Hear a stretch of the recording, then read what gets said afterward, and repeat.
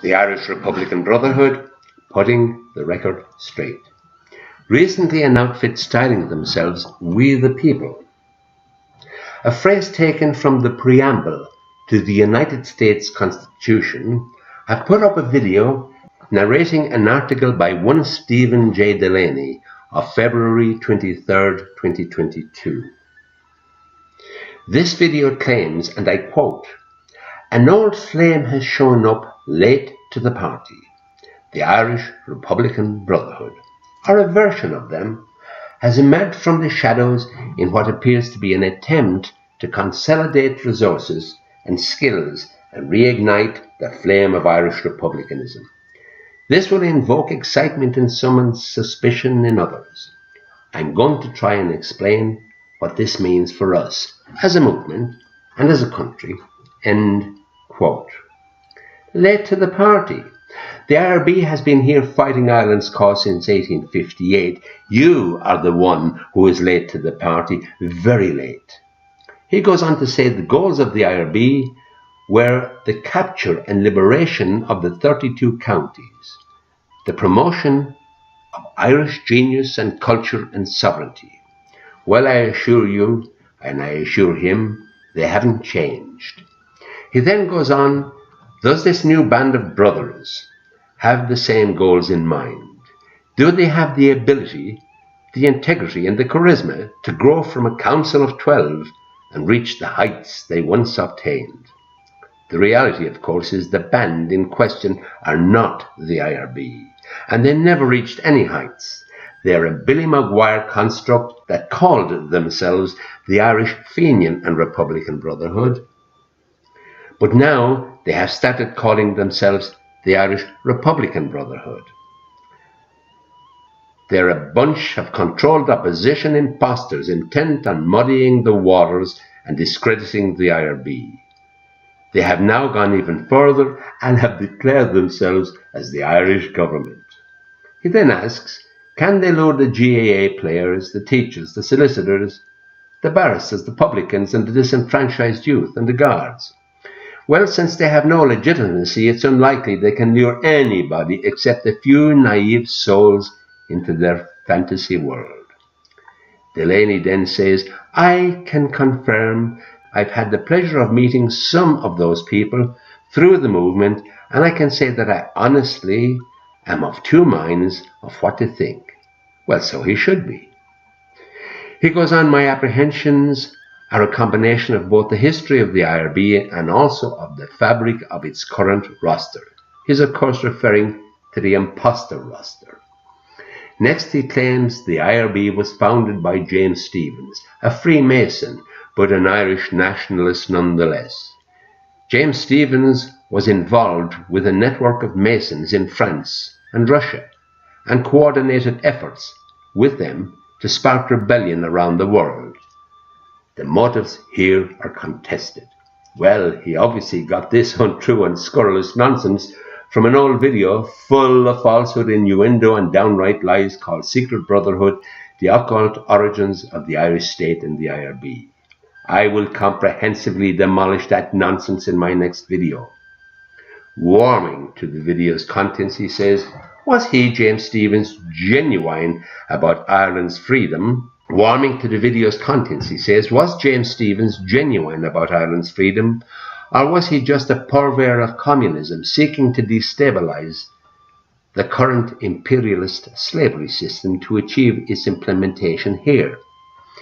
Well, neither he nor the IRB ever expressed or showed any leanings towards communism. Their sole aim was the freedom of Ireland, for which many of them suffered greatly and sacrificed their lives for. How dare hear anybody disparage them?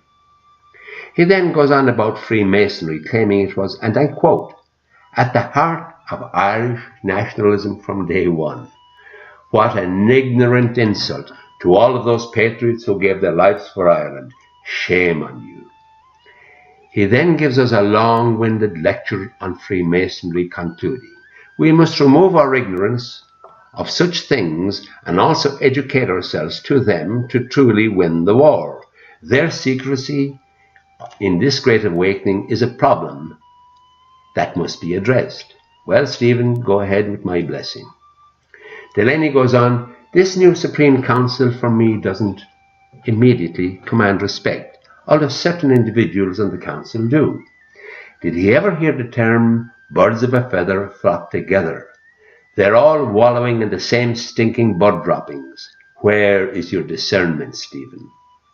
He says, I do not think it is wise to fall at their feet and swear fealty simply because they carry the IRB name. Stephen, they misuse and abuse the IRB name with no claim to it whatsoever.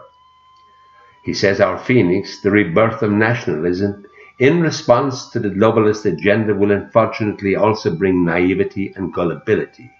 Stephen, there is no room for either naivety or gullibility in our dealings with the globalist agenda. We leave that to newcomers like you. He says, we are all rekindling our interest in our history and sense of shared identity. Well, Stephen, from the nonsense about the IRB and James Stephens that you have purported, it seems that your knowledge and interest in our history appears to be confined to the contents of that dumb video, Secret Brotherhood, the occult origins of the Irish state and the IRB. Now he says, we must not give the torch of Ireland to a handful of people hoping they will save us. We must first ask ourselves, are they legitimate? Is there a chain of custody here that bestows the honour upon them, or are they simply reaching out to clasp their hands around it? Now you're talking, Stephen.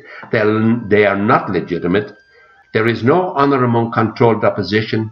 Next he says we can sort out some of that with a few questions which they must answer.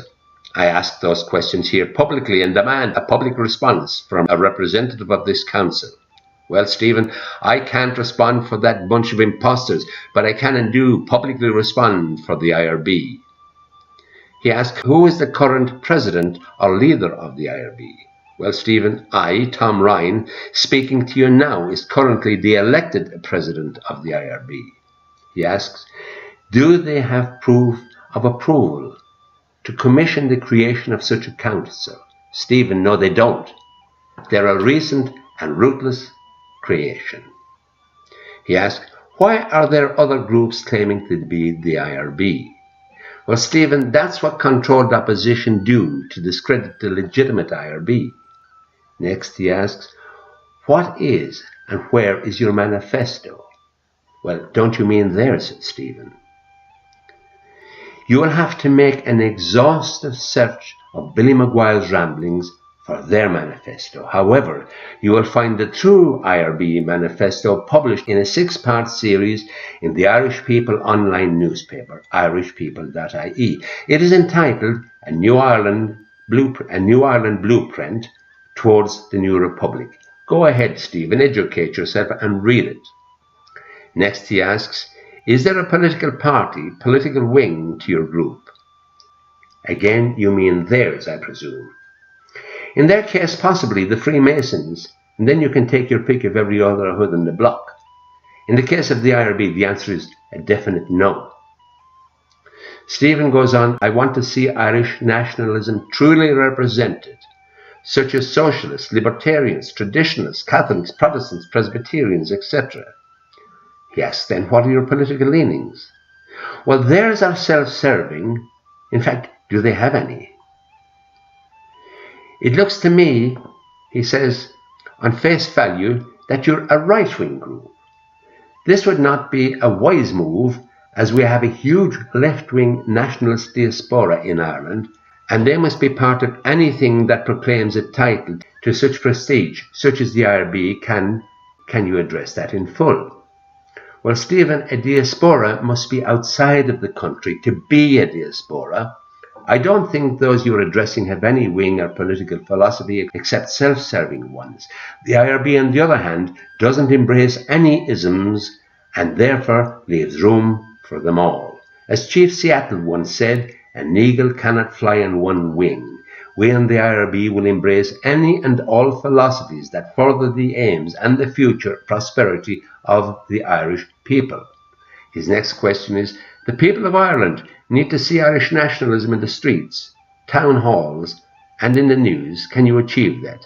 Well, no, they can't. We and the IRB, on the other hand, can and will in our own chosen time and in our own chosen way, except, of course, for the news. The mainstream media won't carry any truthful news, but the Irish People newspaper can and will go and read it. He said, "It is my belief that in order to save Ireland and its culture, we must unite the left and the right-wing nationalists. What will you do to achieve this?" Well, Stephen, the rump you're addressing will continue doing nothing, as they have always done. As I've already said, we in the IRB will embrace any and all philosophies that further the aims and the future freedom and prosperity of the Irish people, as did the IRB heroes in 1916.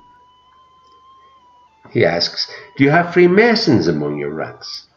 Well, I can't answer for them, Stephen, but we in the IRB most definitely don't and won't. His next question is, are any of you connected with other political groups and lodges overseas? Well, I don't know about them, Stephen. Depending on the answers to those questions, he goes on, we the Irish people will be faced with a dilemma. Get behind them, or alternatively sit back like the last 2 years and let the World Economic Forum vultures pick at Ireland's carcass. Of course you are in a dilemma, Stephen. Instead of making wild and completely inaccurate historical allegations, get off your ass and study the real history of Irish nationalism and the IRB, instead of making unfounded connections to Masonry and communism. He says, we are in such a perilous position at the moment that we must feel pressure to hang our hats on this new hope. But I, for one, will sit back and see how this group of individuals respond to the questions and needs of the movement. Will they lead an era of political and social opposition to the elite, or will they spin their wheels in the mud? Those you're addressing will keep spinning their wheels in the stench of deceit, while falsely claiming they're both the IRB and indeed the Irish government. My answer is at the conclusion of this video. He concludes, excitement and apprehension consumes me in equal measures. I wonder which will prevail, Stephen. I suggest that he dispenses with both of those for the moment and educates himself. I challenge Stephen Delaney to a public debate on his most ridiculous assertions if he continues to espouse them. I will now conclude with the following message on behalf of the IRB to Stephen Delaney and his latest arrival to the scene, We the People group, and indeed to Irish people everywhere. This generation of Irish people need to realise that freedom must be nurtured, cherished and defended, like our heroes in the past fought and died for. Like them, we must have the courage to defend our inalienable rights to freedom for this and for future generations. It is time we set ourselves apart from pettiness, from the corrupt politicians, medical tyranny and financial slavery, and their bought and paid for compliant media. It is time that you and all of us stand apart. You are never meant to fit in and silently comply with imposed fear and slavery. You are born to stand out, to shine out, to be outstanding, to be a new kind of hero that is now urgently needed, just as the men and women of 1916 were in their way and in their time. Be proud, be brave, stand up, stand out, be a true hero. This is Tom Ryan, President of the Irish Republican Brotherhood, thanking you for your time and attention as I sign off, Éireann Abú.